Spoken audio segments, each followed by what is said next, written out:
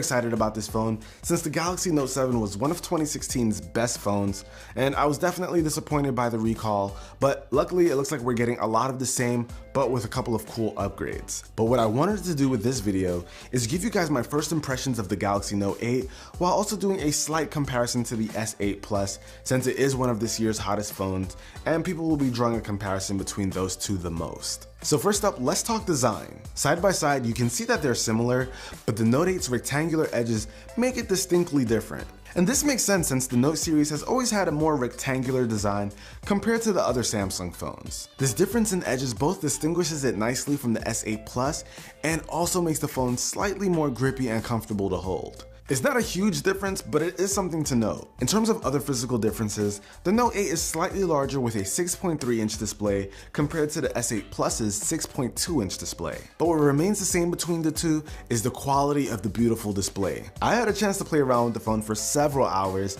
and I don't think there's anyone that can get bored of that beautiful Quad HD Plus Infinity display that we get on both the S8 line and now the Note 8. Now when it comes to the UI, you pretty much get the same thing, but what I did notice on the Note 8 is that the app drawer now has 5 apps across instead of the 4 that you get on the S8 Plus. And it still includes the Edge panel that you can access on the side, but a nice little software tweak here is that you can now access split screen with a preset of 2 apps.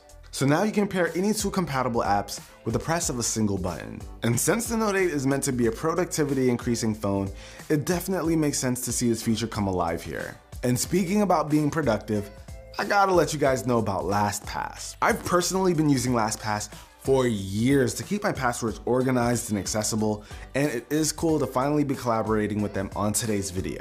Basically, LastPass will remember and store your passwords and will automatically fill them in when you visit your most often used sites, which is nice because this allows me to use a different password for different sites, which we should all be doing for the sake of security, but at least with LastPass, you don't have to remember them all. I can't stress how awesome it is to not have to type in a password anytime I want to sign in on a site. I've even installed this for my dad, who's been known to forget his password quite a bit and get locked out of his account. So this saves him the trouble of having to go through those security questions or somehow end up calling me. But guys, definitely check out LastPass. It is a game changer and it's been a staple for me for many years now, and I'll have links down below in the description for you to check it out. But now back to what makes the Note 8 the Note 8.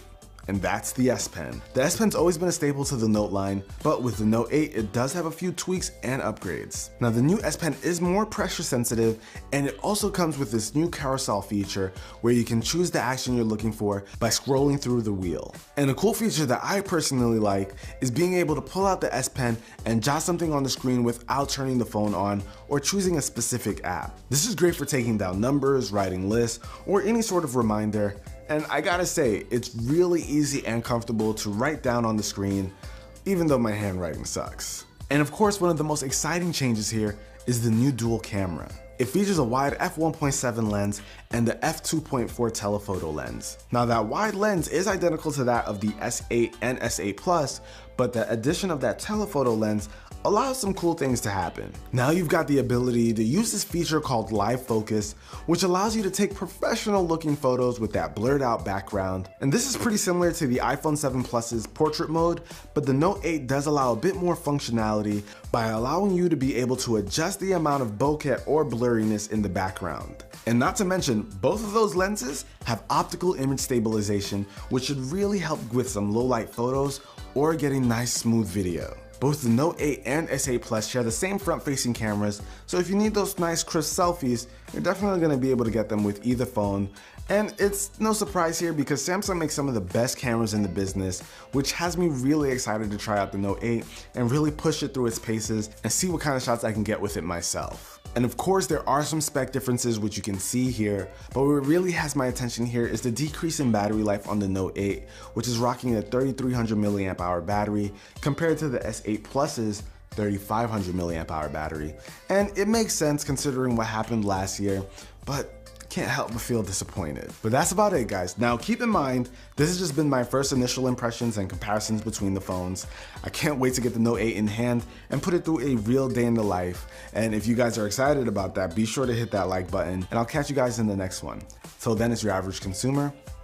Peace.